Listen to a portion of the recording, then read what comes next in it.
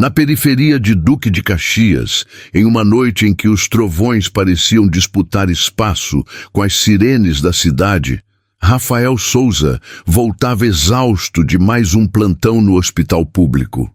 Seu corpo doía, mas seu pensamento já estava na filha de 7 anos, Melissa, que o esperava com uma cartinha feita em papel sulfite e um desenho a lápis que dizia: "Te amo, pai." Mas antes de dobrar a esquina de casa, Rafael freou bruscamente ao ver algo estranho no meio da calçada molhada. Debaixo da marquise de uma padaria fechada, encolhida como se quisesse desaparecer do mundo, havia uma garota. Ela parecia ter uns 20 e poucos anos. Estava molhada da cabeça aos pés, sem mochila, sem guarda-chuva, com um olhar perdido entre o medo e o alívio por finalmente ser notada. "Ei, tá tudo bem com você?" Rafael perguntou, tirando o capuz do casaco e se abaixando lentamente, com a cautela de quem sabe que às vezes até um gesto de ajuda pode assustar. A jovem demorou para responder. Seus lábios estavam roxos de frio. Me levaram tudo, o celular, a bolsa, até meu documento. Tentei pedir ajuda numa delegacia, mas me mandaram procurar um abrigo. Mas o abrigo tá fechado, e eu não conheço ninguém aqui. Eu me chamo Lívia." Rafael coçou a barba, olhou para o céu ainda ameaçador e, sem pensar muito, tomou a decisão. "Vem comigo. Você não pode passar a noite aqui. Tenho uma casa simples, mas tem cobertor, comida quente e uma menininha que adora ouvir histórias novas." Lívia hesitou. Seus olhos escaneavam o rosto dele, como quem procurava sinais de perigo, mas encontrou apenas sinceridade e aceitou. Naquela noite, Rafael colocou mais um prato na mesa, preparou sopa de legumes, serviu chá e deu um pijama de Melissa para que Lívia dormisse seca. Sem saber, estava abrindo não só a porta de casa, mas da própria vida para um furacão que viria devastar tudo o que ele conhecia. Nos dias seguintes, Lívia foi se adaptando à rotina humilde e acolhedora de Rafael e Melissa. A menina logo se apegou à visita, encantada com o jeito leve com que Lívia narrava histórias, desenhava e penteava seus cabelos. A cada risada da filha, Rafael sentia que por um instante havia paz naquela casa.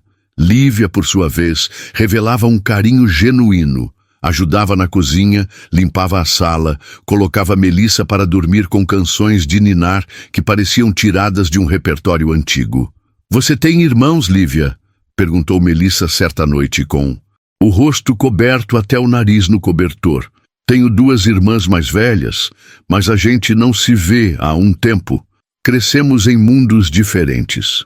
Rafael ouvia da porta curioso, mas nunca perguntava demais. Respeitava o silêncio dela, como quem entende que às vezes o passado pesa mais do que se pode contar, mas algo não batia. Lívia era educada demais, articulada demais, com trejeitos de quem havia crescido entre livros caros e jantares de porcelana.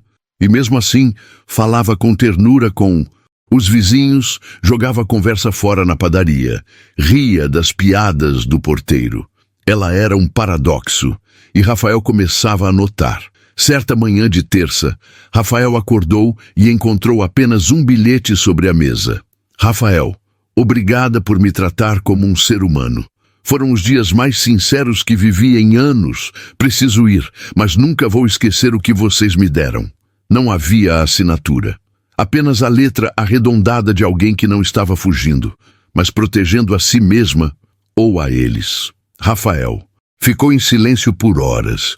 Melissa, sentindo o vazio, perguntou várias vezes onde estava a moça que fazia panqueca. "Ela precisou voltar para casa, filha", disse ele, sem saber que aquele voltar para casa era muito mais complexo do que ele podia imaginar.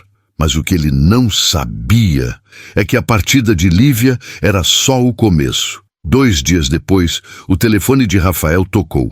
A voz do outro lado era calma, mas gélida como gelo quebrando na pele.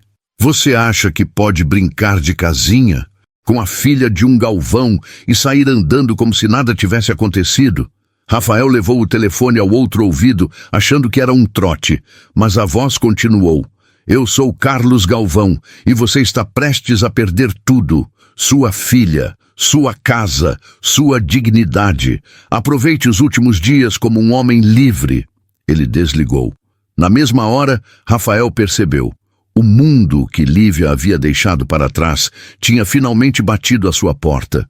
Na manhã seguinte ao telefonema, Rafael foi chamado à direção do hospital onde trabalhava havia mais de 8 anos. Infelizmente, Souza, recebemos uma denúncia anônima grave sobre condutas éticas envolvendo menores, disse a supervisora sem encará-lo nos olhos. Vamos precisar suspendê-lo até que tudo seja apurado. Rafael tentou entender. Nunca havia tido uma reclamação sequer. Amado por pacientes, respeitado pelos colegas. Mas ali estava ele, sendo colocado para fora sem sequer saber o conteúdo da acusação. Ao chegar em casa, notou algo estranho. O síndico o aguardava na portaria, constrangido. Recebemos um comunicado judicial. Parece que sua conta de condomínio está irregular há meses. Vamos precisar que o senhor resolva isso até o fim da semana. Rafael soube ali que aquilo era só o começo. Em 2 dias, sua conta bancária foi congelada, o plano de saúde de Melissa foi cancelado e a escola ligou dizendo que a matrícula da menina havia sido suspensa por documentações vencidas. Tudo acontecia rápido demais. Carlos Galvão, o bilionário das telecomunicações, estava usando cada centavo do seu poder para esmagá-lo como se Rafael fosse um inseto.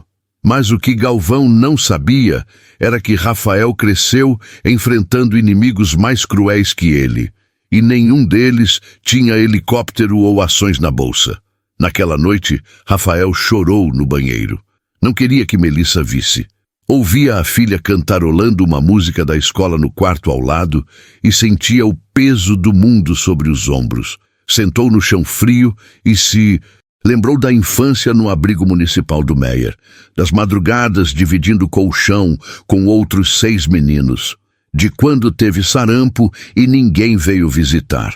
Foi ali que prometeu que, se um dia tivesse filhos, eles nunca passariam pelo que ele passou. Mas agora estavam tentando tirar dele a única coisa que fazia sua vida valer a pena, a própria filha. Respirou fundo, lavou o rosto e tomou uma decisão. Não fugiria.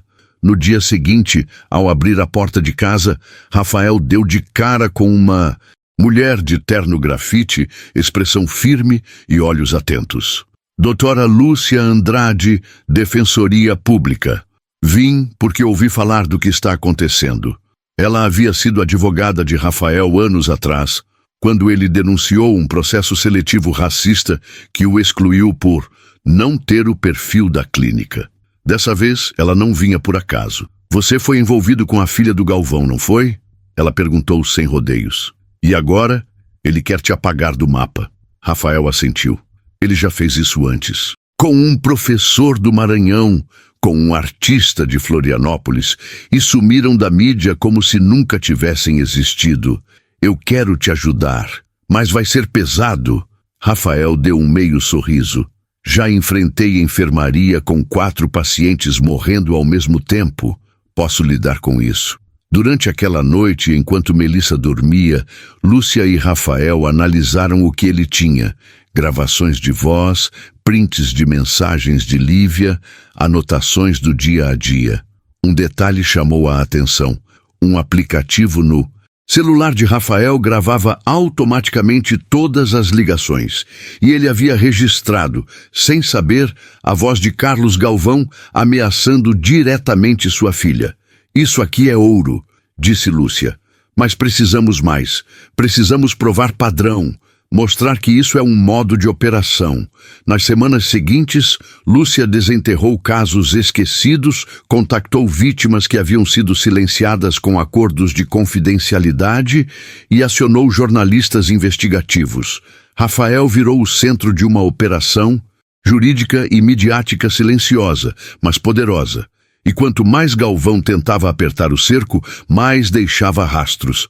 Numa noite chuvosa, às 2h37 da madrugada, o celular de Rafael tocou. Era um número desconhecido. Do outro lado da linha, a voz tremia. Rafael? Sou eu, Lívia. Ela chorava. Demorou quase 1 minuto para conseguir falar algo coerente. Meu pai está planejando coisas horríveis. Eu ouvi ele falando com 2 homens. Eles vão plantar drogas na sua casa. Querem te incriminar por tráfico. Disseram que vão colocar até no quarto da Melissa. Rafael fechou os olhos, engoliu seco, mas sua voz foi serena. Você está bem, Lívia? Tô escondida, no escritório dele. Consegui copiar alguns arquivos, e-mails, áudios. Eu vou mandar tudo, mas você precisa sair de casa. Agora. Rafael olhou para o quarto da filha, depois para Lúcia, que ouvira tudo no viva voz. A gente vai fazer melhor, disse a advogada. Vamos deixá-los vir e vamos gravar tudo. Naquela mesma madrugada, Rafael não dormiu.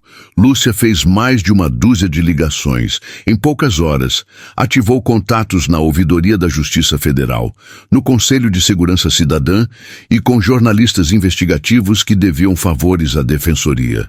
Às 6 da manhã, enquanto Melissa ainda sonhava embaixo do cobertor com unicórnios, técnicos instalavam câmeras ocultas em cada cômodo da casa. Equipamentos de áudio, microfones direcionais, sensores de movimento. Cada palavra, cada passo, cada ação seria gravada. Rafael, que nunca tivera uma câmera de segurança sequer, via seu lar se transformar em uma operação de contra-inteligência. Às 9h45, ele e Lúcia já estavam longe, num carro estacionado a 3 quadras da casa. 3 notebooks abertos, telas divididas em múltiplas câmeras, fones nos ouvidos. Às 9h58, 2 homens apareceram no beco lateral do prédio. Camisa de técnico de internet, boné, uma maleta preta. Estão aqui, sussurrou Lúcia, os olhos cravados na tela. As câmeras mostravam os homens usando um chaveiro mestre para destrancar a porta dos fundos. Aquele ali é segurança particular da Holding Galvão, disse Lúcia. Já o vi em fotos antigas. Os 2 entraram com calma, como quem já fez isso antes.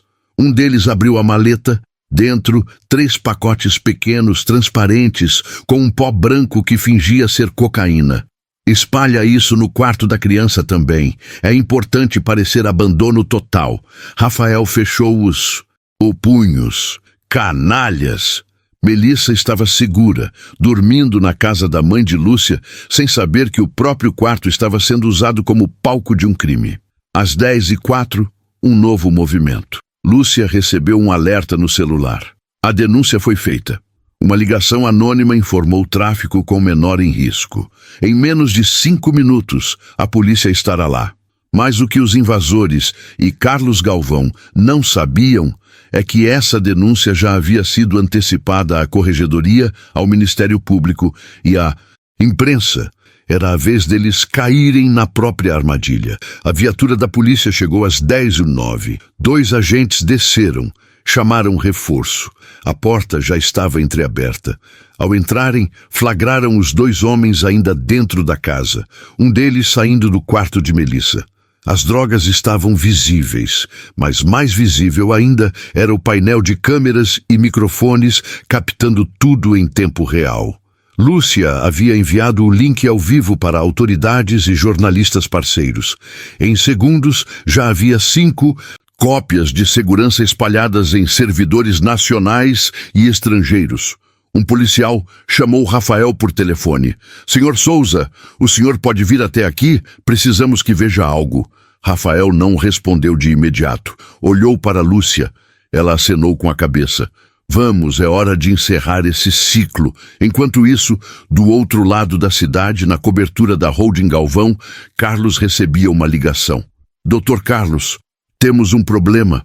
A polícia flagrou 2 dos seus homens dentro da residência. Há vídeos, áudios, tudo. Galvão desligou sem agradecer. Suas mãos tremiam.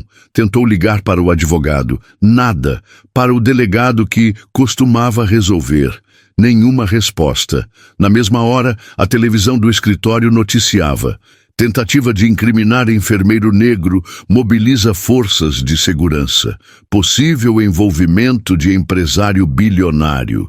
A repórter citava nomes, mostrava prints, trechos de áudios, até uma imagem do quarto infantil com o pacote no chão. Carlos sentou-se e, pela primeira vez, não tinha o controle. Na Delegacia Especial de Crimes contra Direitos Humanos, Rafael deu seu depoimento completo. Lúcia, ao lado, conduziu com firmeza. As provas eram incontestáveis. Os prints de e-mails enviados por Lívia foram autenticados por técnicos do Ministério Público. Em menos de 24 horas, Carlos Galvão foi convocado para depor. Ao chegar, cercado por câmeras, tentou manter a pose. Trata-se de uma armação contra minha reputação, dizia suando. Mas a máscara logo caiu. A promotoria já tinha em mãos 5 gravações telefônicas, o dossiê de Lúcia, testemunhos de outras vítimas e os áudios enviados por Lívia, que agora morava escondida sob proteção de uma ONG de direitos humanos. Galvão foi indiciado por associação criminosa, falsificação de provas, perseguição, racismo institucional e tentativa de obstrução de justiça. Seu passaporte foi retido, suas contas bloqueadas. O intocável agora tremia. Em poucos dias, o Brasil inteiro falava do caso. Jornais estamparam a manchete: Homem negro derrota bilionário, com provas gravadas em celular simples. Programas de TV, influenciadores, juristas, artistas, todos comentavam a ousadia do enfermeiro que virou símbolo de resistência. Melissa assistia a uma matéria no sofá e perguntou: Pai, é o homem mau que tentou separar a gente? Rafael olhou para a TV, depois para ela. Abaixou-se e respondeu: Sim, filha, mas ele não pode mais machucar ninguém. Ela o abraçou forte, sem entender tudo, mas entendendo o mais importante. O pai dela era um herói. Nas semanas seguintes, Carlos Galvão tentou de tudo. Acionou novos advogados, mudou de endereço, pagou consultores de crise para tentarem reverter o dano público. Vamos alegar que foi um funcionário rebelde. Sugeriu um dos marqueteiros, que a moça estava abalada emocionalmente e foi manipulada, disse outro. Mas nada adiantava. A opinião pública havia tomado uma decisão. O bilionário era culpado, e não apenas pela perseguição a Rafael, mas por décadas de abuso invisível. A figura de homem acima da lei se desmanchava em tempo real. A cada novo pronunciamento, novos protestos se formavam. Na porta da holding, faixas diziam: Justiça não tem sobrenome.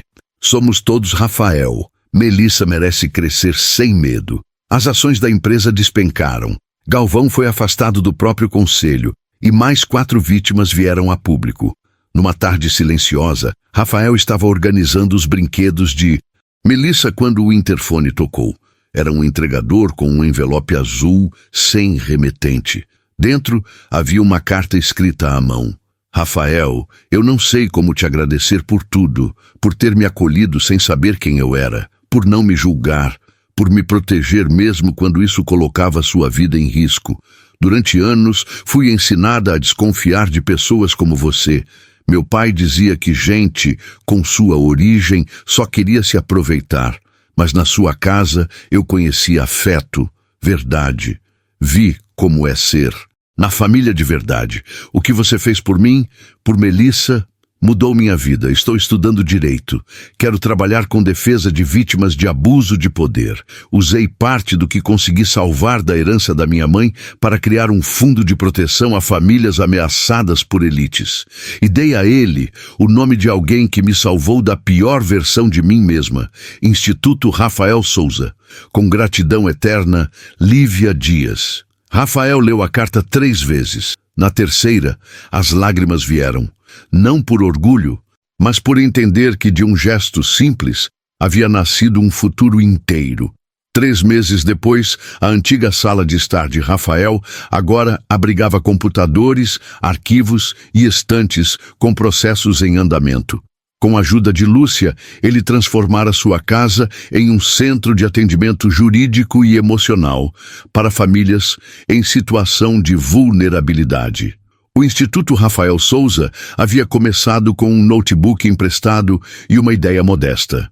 Mas em menos de 90 dias já haviam atendido 27 famílias, impedido 4 despejos ilegais e ganho 2 liminares contra perseguições empresariais. Rafael recusava entrevistas, não queria fama, mas sua história ganhava o mundo mesmo assim. Um documentário independente o mostrava lendo histórias para Melissa antes de dormir, lavando louça entre reuniões e sorrindo, cansado, como quem carrega o peso da responsabilidade com dignidade. Lúcia se tornara mais do que parceira jurídica. Era agora parte da família. Jantava com eles, ajudava, Melissa com os deveres da escola e sonhava ao lado de Rafael com a expansão do projeto. Em setembro daquele ano, o julgamento de Carlos Galvão foi transmitido ao vivo. A defesa tentou retardar, postergar, acusar Rafael de manipulação. Alegaram que Lívia estava emocionalmente instável, que os áudios eram fora de contexto, que tudo não passava de uma armação, mas as provas eram avassaladoras. A promotora exibiu os vídeos dos capangas plantando drogas, mostrou os prints das mensagens internas da empresa. Leu os e-mails em que Galvão se referia a Rafael como mais um negro querendo se fazer de vítima. Quando a sentença foi lida, 17 anos de prisão por perseguição, racismo, falsidade ideológica, associação criminosa e tentativa de obstrução de justiça, o país respirou.